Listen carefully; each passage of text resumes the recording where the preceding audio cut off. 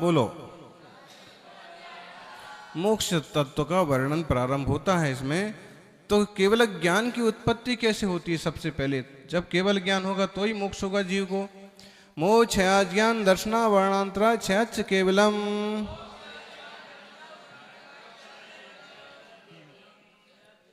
एक साथ बोलो।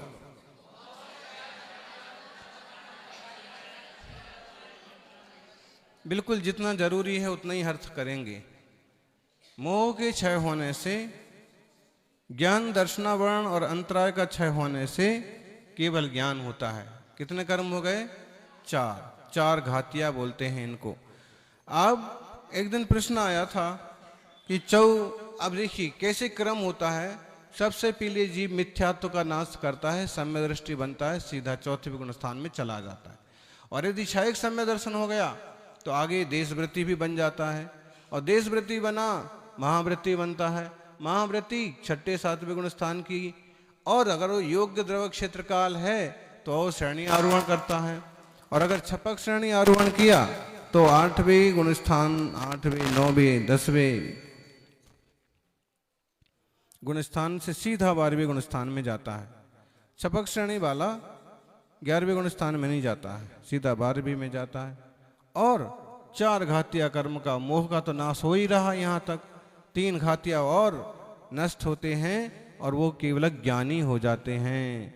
कर्म की 63 प्रकृति नाश। अब कर्म की 63 प्रकृतियां कैसे होती हैं? पेज नंबर 357 निकालो, देखो। बोले ज्ञानावरण की 5, दर्शनावरण की 9, मोहिनी की 28, आयु कर्म की, अंतराय की 5, आयु की 3, नाम कर्म की 13। ये सब प्रकृतियां नष्ट हो गई।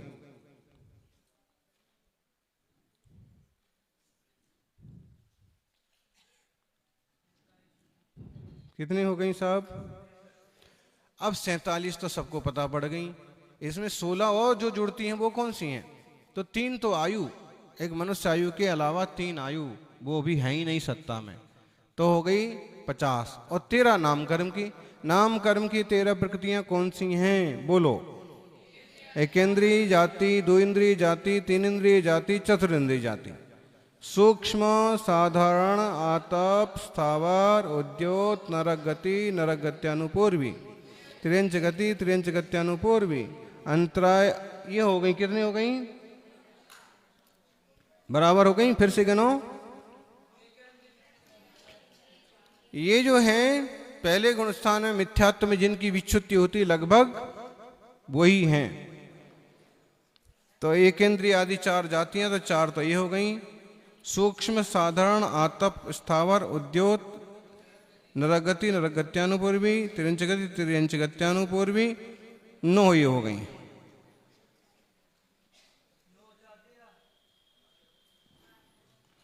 नौ और 4, बहुत बढ़िया गणित आप लोगों का, पक्का गणित है।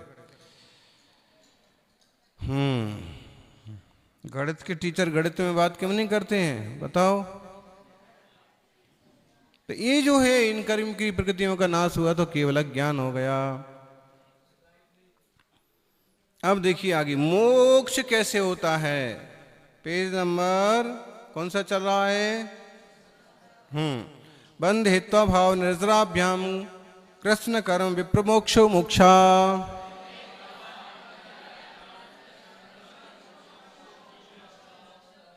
बंध हेतु अभाव।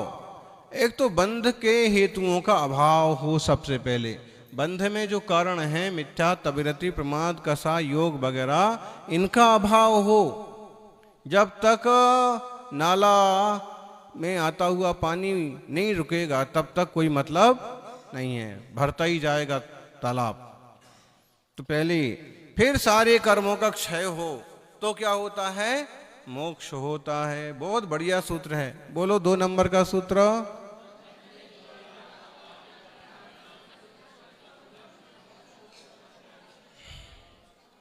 हाँ, अब ये सब कर्मों का क्षय हो गया। अब आप लगा लो इनमें कौन कौन से बंध के हेतुओं का अभाव हो गया। मिथ्या, तबिरति, प्रमाद, कसा, योग, इन सबों का अभाव हो गया। फिर घातिया कर्म नष्ट करके 53 प्रकृतियां नष्ट करके केवल ज्ञानी हो गया। केवल ज्ञान होने के बाद फिर कर्म का क्षय कैसे होता है? तो अयोग केवली में जो 85 प्रकृतियां बची हैं, तो द्विचरम समय में 72 प्रकृति का और चरम समय में 13 प्रकृतियों का क्षय होता है। केवली की कर्म क्षय का क्रम 358 पेज पर पढ़ो सभी।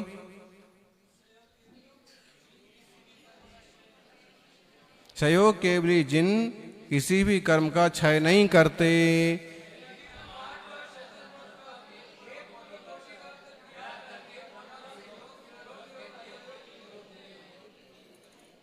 ठीक।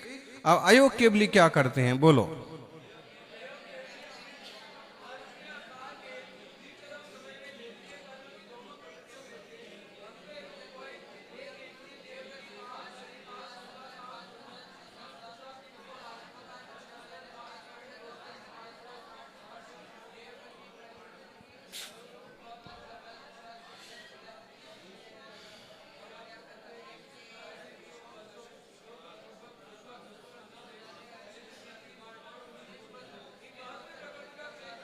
निर्माण और नीच गोत्र, ये सब कितनी हो गई? 72 प्रकृतियों का क्षय करते हैं द्विचरम समय में। फिर क्या करते हैं?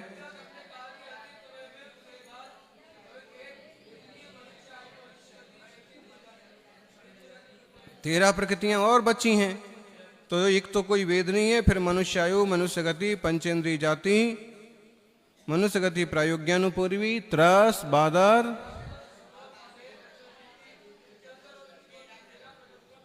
ये सबसे आखिरी में जाती हैं 13 प्रकृतियां।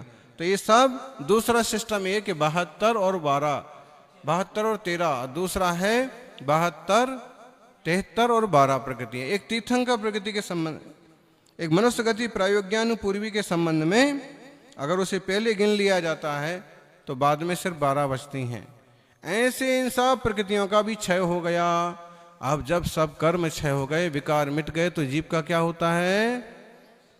क्या होगा मार साहब? मोक्ष हो जाएगा।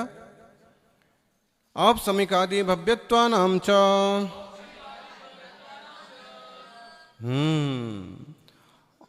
ये भावों का भी नाश हो जाता है। कौन कौन से भावों का? औपसमिक आदि भावों का, भव्यत्व भाव का, औपसमिक भाव नहीं रहते उनके, क्षय उपसमिक भाव भी नहीं रहते, कर्म नहीं है तो औदिक भाव भी नहीं रहते, और भव्यत्व अभव्यत्व भाव भी नहीं रहते।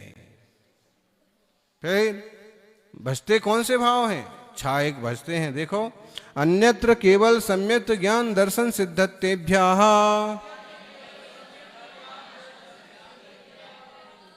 बोलो,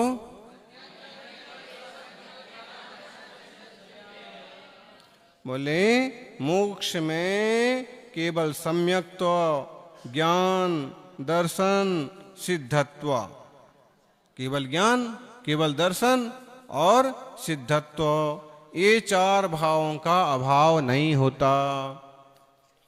जो 9 लब्धियां हैं, क्षय, ज्ञान, दर्शन, दान, लाभ, भोग, उपभोग, वीर्य, सम्यक्त और चारित्र, ये सब भी हैं और ये 4 भाव भी रहते हैं। सिद्धों में कौन कौन से 4 भाव रहते हैं? जी रहते हैं। अब दूसरी तरह से विचार करो तो अनंत चतुष्टय रहते हैं, और अपेक्षा विचार करो तो सिद्धों के 8 गुण रहते हैं। तो ऐसे ये भाव रहते हैं। जब ये जीव सिद्ध होता है तो क्या करता है, कहाँ जाता है? बोले तदनंतर मूर्धम गच्छत्या लोकांतात, एक साथ बोलो,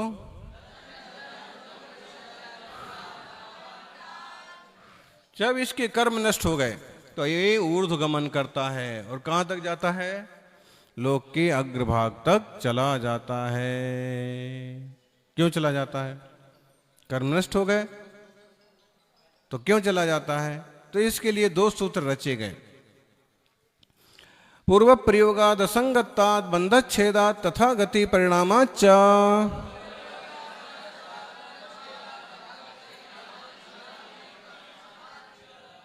एक साथ बोलो।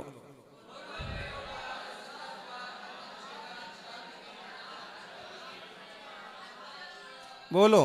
कोई जीव सिद्ध होता है तो ऊर्ध्वगमन क्यों करता है? कौन बताएगा?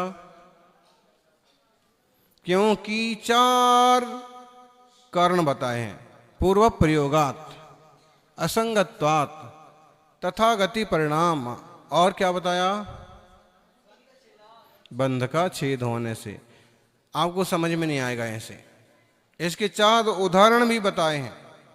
आविद्ध, क्या लिखा है? आविद्ध, वजन का वा। आविद्ध कुलाल चक्र बद व्यपगत लेपाला बुबदे रंडबीज बदग्नि शिखावच्च।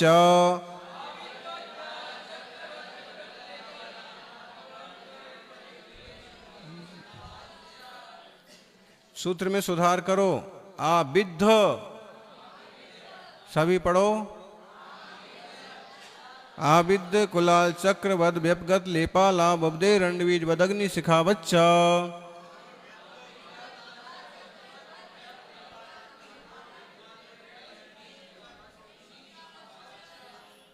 अब पहले सूत्र में तो कारण बताए, दूसरे में उदाहरण बताए। बोले पूर्व प्रयोगात। पूर्व प्रयोग कैसे होता है? कुमार को घड़े बनाते हुए किस किसने देखा? 2 जनों ने देखा। कुमार जब घड़ा बनाता है तो किस किसने देखा? तो कैसे बनाता है वो? उसका चाक होता है, वो चाक को लकड़ी से ऐसे घुमाता है तो बाद में भी घूमता रहता है। ये पूर्व प्रयोग है। एक बार घुमा दिया तो घूमता रहता है।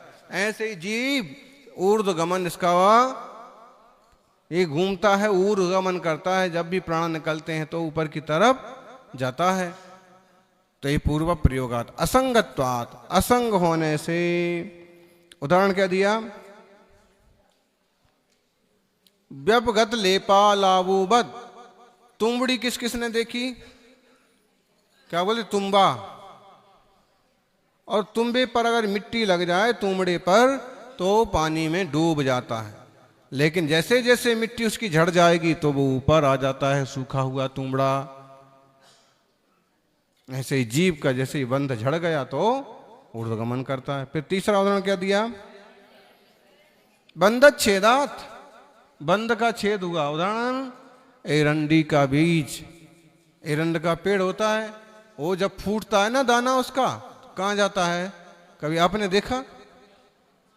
अरंडी, क्या बोलते हैं उसका? अरंडी को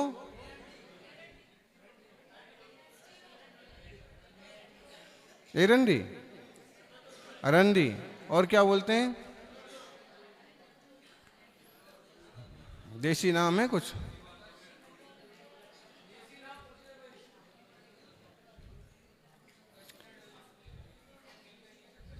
कस्टर्ड ऑयल, वो तो ठीक है।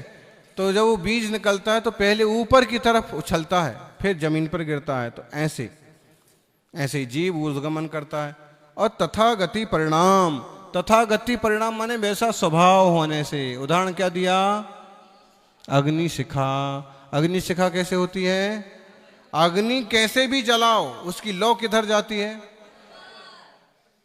आप काड़ी को ऐसे पकड़ो तो कहाँ जाएगी, और ऐसे पकड़ो तो कहाँ जाएगी? ऐसे पकड़ो तो, कैसे भी पकड़ो ऊपर की तरफ जाती है अग्नि। अग्नि को कैसे मालूम है कि ऊपर की तरफ ये ऊपर वाला हिस्सा है?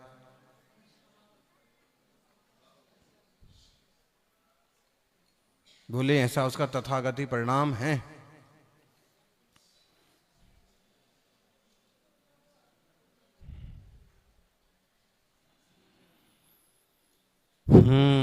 बहुत बढ़िया बात है।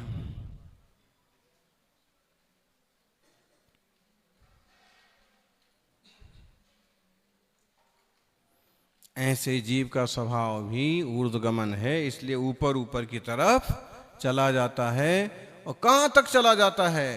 तो कुछ लोग बोलते हैं बस चला ही जाता है, चलता ही जाता है, कभी रुकता ही नहीं है। बोले तो यहाँ कहते हैं नहीं, रुकता भी है, लोक के अग्रभाग के आगे नहीं जाता। क्यों नहीं जाता? धर्मास्तिकाया भावात। एक साथ बोलो,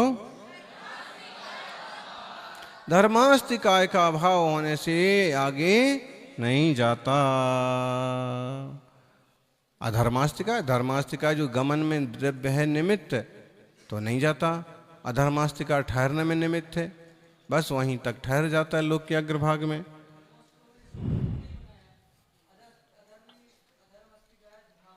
क्यों?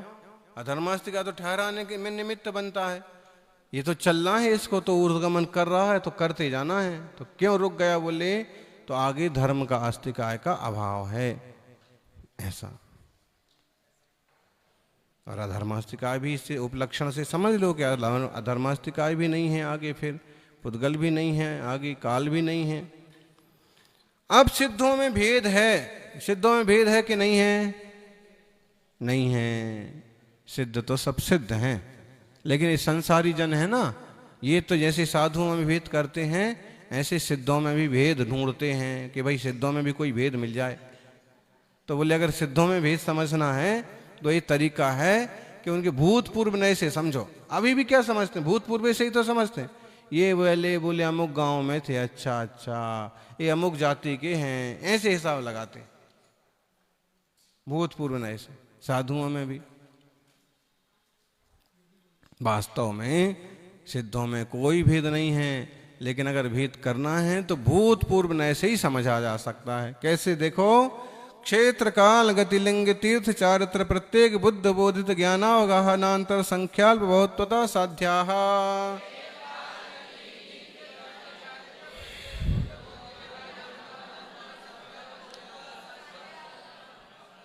ये आखिरी सूत्र है 10वें अध्याय का। एक स्वर में अच्छे से बोलो।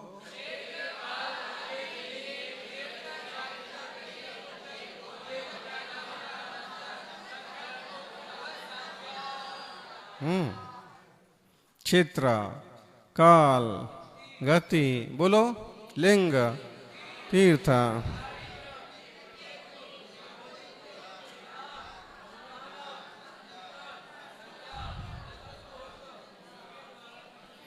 विद्यार्थियों सुनो, समझो। क्षेत्र की अपेक्षा सिद्धों में अंतर है। कैसे अंतर है? जैसे कोई सिद्ध तो हुए भरत क्षेत्र से, कोई सिद्ध हुए, अपन कैसे बोलते हैं? बोले सीमंदर स्वामी कहां से सिद्ध हुए? कहां से सिद्ध होंगे? विदेश क्षेत्र से। और महावीर स्वामी, ऐसे अंतर हो सकता है कि यहां से वो वहां से। क्षेत्र की बजाय काल से, कोई चौथे काल में हुए, कोई तीसरे काल के अंत में। ऋषभदेव कब सिद्ध हुए? आदिनाथ स्वामी कब मोक्ष गए? तीसरे काल के अंत में। और जम्बू स्वामी कब मोक्ष गए? हैं? पंचम काल की शुरुआत में, जन्मे चौथे में, गए क्षेत्र काल ऐसे। हाँ, आएगा आगे और आ रहा है, हैं? क्षेत्र काल गति। अब कौन सी गति से सिद्ध होते हैं? मनुष्य गति से सिद्ध होते हैं। लेकिन ये पूछना चाहते हैं कि कौन सी गति से सिद्ध हुए, तो बोलेंगे चारों गति से। कैसे चारों गति से? पहले ये देव थे, फिर मनुष्य बने, फिर मोक्ष गए। ये हो गया भूतपूर्व प्रज्ञापन ऐसे। ठीक है, इस टाइप से चलेगा गति। लिंग, कौन से लिंग से मोक्ष जाते हैं जीव? पुरुष वेद से, पुल्लिंग से। द्रव्य लिंग भी पुल्लिंग हो और अपगत वेदी हो जाते 9वीं के बाद। लेकिन अब हिसाब लगाएंगे कि बोले तीनों वेदों से। कैसे? 9वें गुण स्थान तक उनका भाव से स्त्री वेद था, इसलिए भाव स्त्री वेदी थे। बाद में उसकी क्षपणा की और वो केवल ज्ञानी बन के मोक्ष गए। ऐसे स्त्री को मोक्ष होगा। वो ऐसे नहीं मानते, वो तो ऐसे ही मानते हैं, साड़ी वाली अम्मा को मोक्ष मानते। यहाँ ऐसे कहा है कि भाव स्त्री वेदी थे पहले, द्रव्य से पुरुष वेदी ही रहे, और मोक्ष पधारे वो मानते हैं कि मरुदेवी माता हाथी पर चढ़े चढ़े मोक्ष चले गए।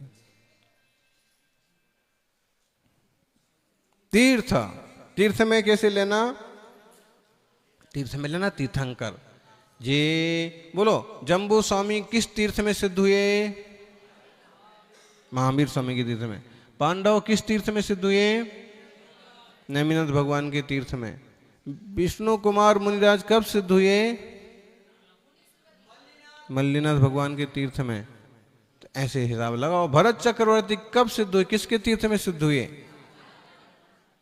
तीर्थ के बाद चारित्र। देखो तो सब यथाख्यास चारित्र से ही सिद्ध होते हैं, लेकिन भूत प्रज्ञापन नय से बोले सामायिक छेदोपस्थापना के साथ सब चारित्र से सिद्ध हो सकते हैं। सामायिक छेदोपस्थापना था, फिर सीधा यथाख्यात सूक्ष्म संप्राय हुआ, यथाख्यात हुआ, मोक्ष पधारे। ऐसे अलग अलग बना सकते हैं चारित्र की अपेक्षा। अब प्रत्येक बुद्ध की बोधित बुद्ध कैसे सिद्ध हो गए? तो दोनों प्रकार के होते हैं। किसी ने नहीं सिखाया समझाया, खुद समझ गए, तपस्या की और मोक्ष। और कुछ ऐसे होते सिखाने समझाने के बाद मोक्ष पधारते हैं। गुरु से दीक्षा ली, शिक्षा ली, फिर मोक्ष पधारे, वो हो गया बोधित बुद्ध। ज्ञान, कौन से ज्ञान से मोक्ष होता है? चलो विद्यार्थी बताओ, कौन से ज्ञान से मोक्ष होता है? केवल ज्ञान। और हम अगर कहें कि मति श्रुत ज्ञान से मोक्ष होता है तो भूत प्रज्ञापन नय। कौन सा नय? भूत प्रज्ञापन नय। मतलब पहले ये जीव मति और श्रुत ज्ञानी था और अब केवल ज्ञानी होकर मोक्ष चला गया। अच्छा, फिर ऐसे कहेंगे अवधि ज्ञान से भी मोक्ष होता है? तो बोलेंगे हाँ, पहले मति श्रुत अवधि ज्ञानी था, फिर केवल ज्ञान पाया। ऐसे गिनना। कितनी ऊंचाई से मोक्ष जाते हैं? कितने लंबे चौड़े लोग मोक्ष जाते हैं? बोले ज्यादा से ज्यादा 525 धनुष और कम से कम 3.5 हाथ वाले। आप कितने हाथ के हैं?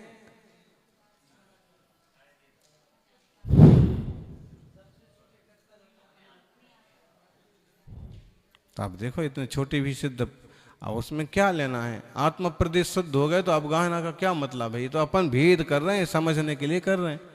भगवान तो सब भगवान हैं, यहाँ मंदिर में बैठे हो कि वहाँ मंदिर में बैठे हो हैं। और भगवान के लिए दुनियादारी के जंजाल की कोई जरूरत नहीं है। वो जो प्राथमिक भूमिका में शिष्यगण हैं, भक्त हैं, उनको प्राथमिक तरीके बताए जाते हैं कि ऐसे भक्ति करो, ऐसे पूजा करो, ऐसे अभिषेक करो, ऐसे करो। और जो तत्वज्ञानी हो गए वो अब थोड़ा तत्व ज्ञान में स्थिर होकर के सहज और शांत रहना सीखें। नहीं तो क्या मतलब निकला? भगवान तीर्थंकर महावीर स्वामी या तीर्थंकरों का ये कथन नहीं है कि पूजा करते रहो। उनका कथन ये है कि पूज्य बनो, तुम्हारे अंदर भी सिद्ध होने की सामर्थ्य है। तो व्यवहार, जितना व्यवहार के बिना न चले उतना व्यवहार, और ज्यादा से ज्यादा अंतर्मुख प्रवृत्ति पुरुषार्थ होना चाहिए। अब ये विषय कल परसों पूछा ना, आया था विषय 63 प्रकृतियां कर्म की नष्ट कैसे होती हैं? ऐसे होती हैं। 4 घातियाई हैं मुख्य, तो 3 आयु की और 13 नाम की। नाम कर्म की 13 प्रकृतियां भी बता दी। कौन कौन सी हो गई 13 प्रकृतियां?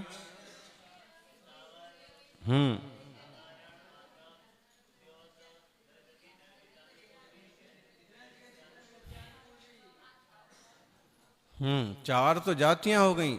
सूक्ष्म हो गया, साधारण हो गया, आतप हो गया, स्थावर, उद्योत, नरक गति नरक गत्यानुपूर्वी, त्रियंच गति त्रियंच गत्यानुपूर्वी, और अंतरा की तो 5 ही हैं, वो तो आ गई 47 में।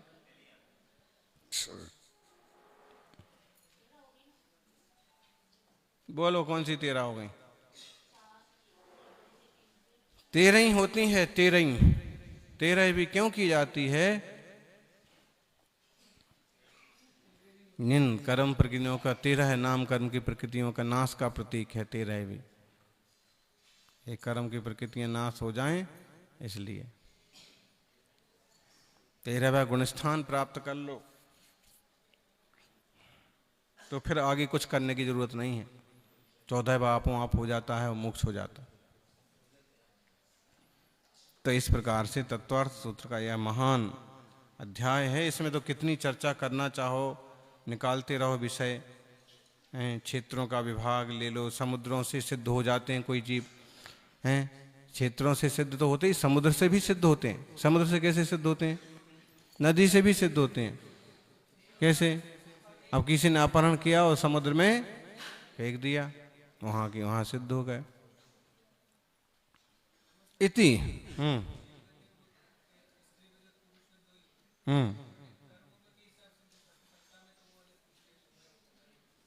कर्म में नहीं, एक ही होता है। भाव भेद भी वही रहेगा उनका। द्रव्य और भाव, वहां पर द्रव्य, वहां लिंग की विषमता नहीं पाई जाती।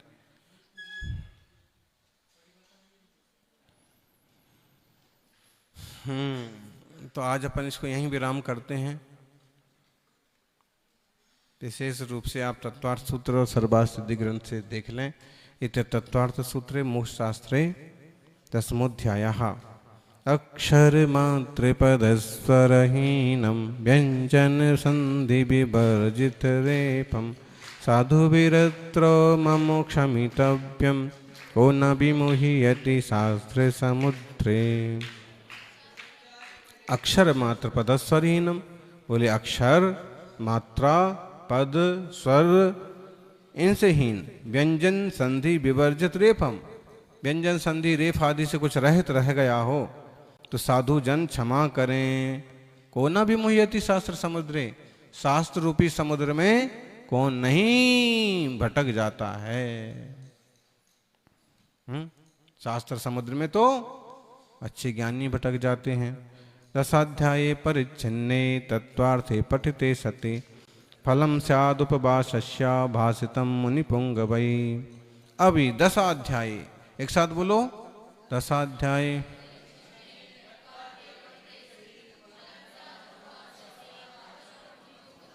बोले 10अध्याय में जो कथन किया है तत्वार्थ सूत्र के 10 अध्याय के परिच्छिन्ने तत्वार्थे पठते सति, 10 अध्याय में विभाजित जो तत्वार्थ सूत्र है इसके पढ़ने पर एक उपास का फल मिलता है। ऐसा किसने कहा है? मुनि पुंगव ने कहा है। एक मुनि पुंगव ने नहीं, बहुत सारे मुनि पुंगवों ने कहा है। बहुवचन लिखा ना, पुंगवई, मुनि पुंगवों ने ऐसे कहा है, बड़े बड़े मुनिराजों ने।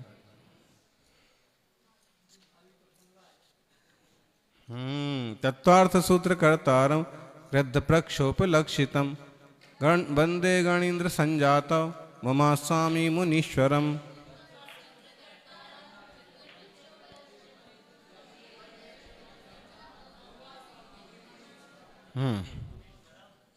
मुनीश्वरम, मुनीश्वरम रा भी जोड़ो इसमें। तत्वार्थ सूत्र के कर्ता कौन है? ऐसे नहीं, इसमें देखो कितना बढ़िया अच्छे से कहा। गृध्र प्रक्षोभ लक्षित, गृध्र के पंखों की पिच्ची है जिनके हाथ में ऐसे। और उमा स्वामी मुनीश्वरम, मुनियों के स्वामी माने आचार्य उमा स्वामी। और गणीन्द्र हैं वो, गणीन्द्र संजातम, बड़े गण के नायक हैं। बंदे, उन तत्वार्थ सूत्र के कर्ता गृध्र पिच्छ उमा स्वामी को, गणीन्द्र को मैं नमस्कार करता हूं। ऐसे नाम लिया जाता है। पूरा एक सुंदर श्लोक बनाया। किसने रचना की तत्वार्थ सूत्र की? सब बोलो, तीसरा।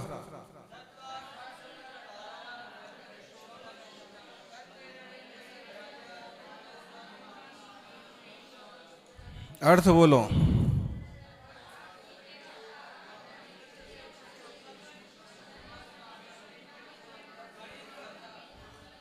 इति गृध्र पिच्छाचार्य प्रकाशित तत्वार्थ सूत्रम संपूर्णम। मंगल प्रसाथी, इसमें मंगल प्रशस्ति दी है ना। अच्छे हैं इस गाथा श्लोक। सहाय बद्धमाणम पज्जंतम गणहराण देवाणम केवली सुध केवलिनम सुधारी आयरियम बंदे।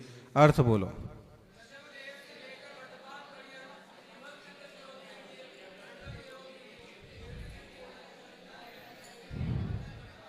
दर्शेणो मुनिना हो स्वेधारी अपरूप सल्लीनो सुदस्य चिंता जुत्तो वंदे हम धीर आयरियम।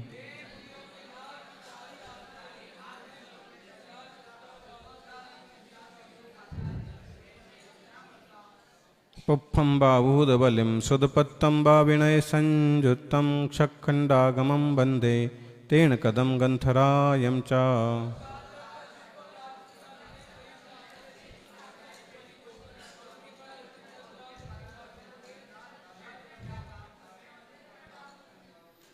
चोरिं गुणधरणामं सुदंसजुत्तं च अप्पझाणरदं तेन कीरिदं गन्थं पेज्यदोष पाहुडं वन्दे।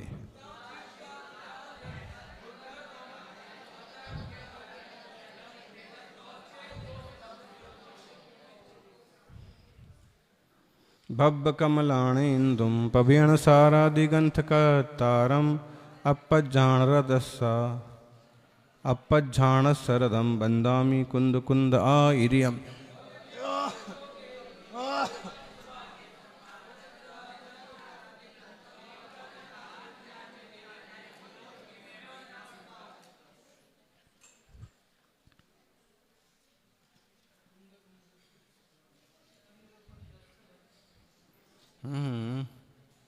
अपज्झाणशरदम, इसमें थोड़ा सा सुधार होना जरूर।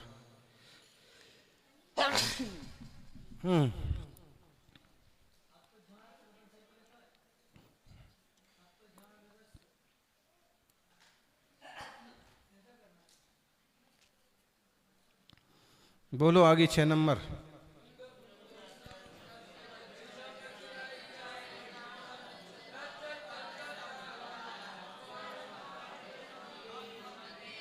अर्थ बोलो।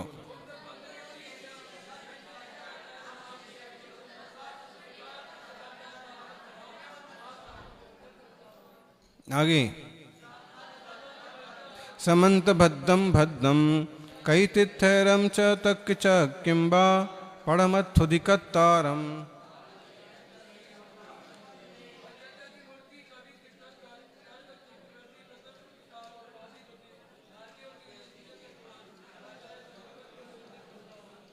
थुदिकत्तारम बादिगयम च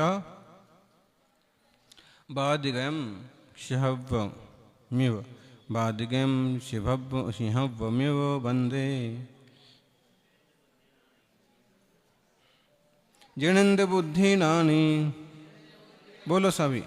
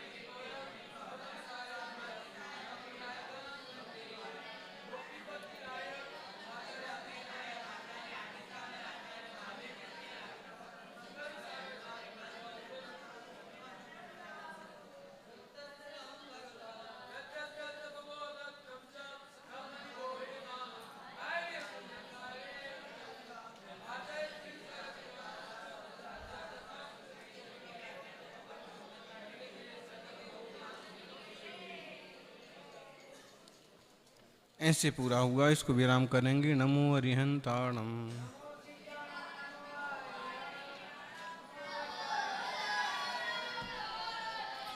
अथ प्राणिक स्वाध्याय प्रतिष्ठापन क्रिया पूर्वाचन में सकल कर्म शतम भाव पूजा वंदनास्तव समितम श्री शुद्ध भक्ति का आवश्यकम करो में हम नमो रिहंताणम नमो सिद्धारणम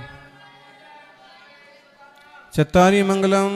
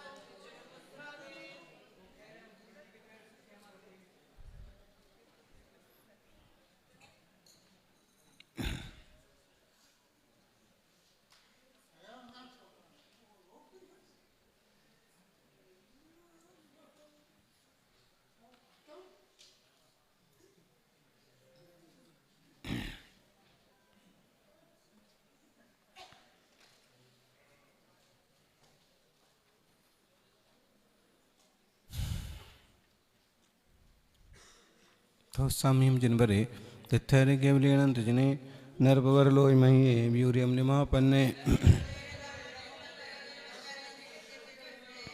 असहमजिम च बंदे संभवम अभिनंदनम च समीम च उपमुपासवासम जनुचितंदपम बंदे कुंथम च जनवरंदम अरम वल्लम सुभ्यम चढ़मिम बंदाम ऋक्षणयमिम तैपासम बद्धमाणम च कित्ते वंदे मैया ये दे लोगुत्तमा जना सुधारु गुणानाम दंत समांच में बोहिम कोटि शतम द्वादशैव कोट्यो लक्षाण सेते तदकानि चैव पंचाष्टदष्टौ च सहस्र संख्यामित श्रुतं पंचपदं नमामि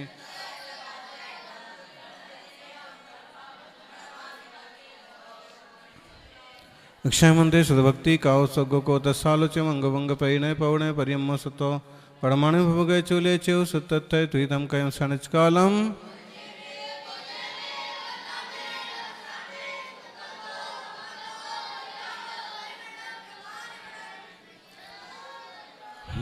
भक्तिनोपयत्तयाडम